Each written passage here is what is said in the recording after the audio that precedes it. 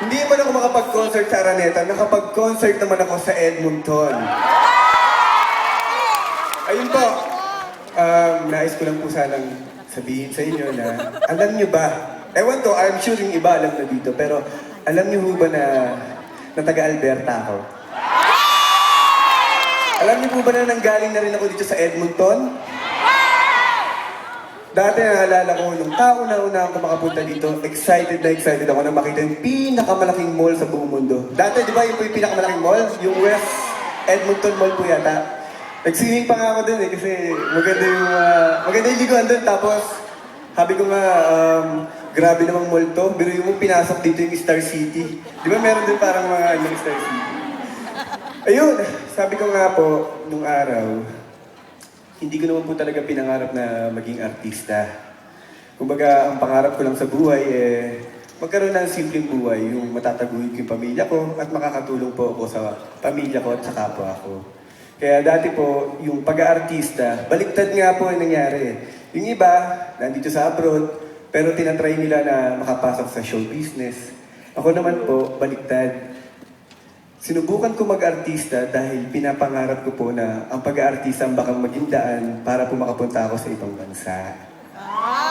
Kaya po dati nung nagsisimula po ako, ang ginawa ko po noon, nung nalaman ko na may isang indie film na potential daw po na ilaban sa international, nag-audition po ako doon. Kasi nga sabi ko, ang bawat mga Pilipino kasi di ba, aminin na po natin sa hirap ng bansa na pinagdadaanan natin ngayon.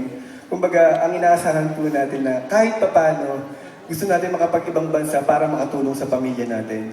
Ako rin po, ganun, para sa pamilya ko. Nangarap ako na sana makapag-abroad ako para matulungan ko yung pamilya ko.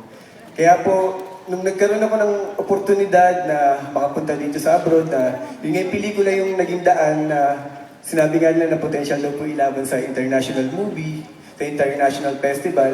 Kaya po ako nag-audition doon. And then nung natanggap po ako sa pelikulang yun, at natapos po namin yung pelikulang yun, habang lumalaban ng pelikulang sa iba't ibang bansa, sinasamantala ko naman po, upo na ako para, actually hindi naman ako singer eh, magkukwento lang ako dito. Hindi, ayun, yun nga po, nung dumating na yung time na nagawa ko ng pelikula, lumalaban na ako internationally sa iba't ibang bansa, ang akala nila gusto kong lumaban o gusto kong mag-artista. Hindi nila alam na bawat bansa na pinupuntahan ko, naghahanap lang ako ng tamang bansa kung saan ako pwede mag-TNT. Kasi po, di ba, sabi ko nga, wala naman akong chance para magkaroon ng ng working permit eh. Kumbaga,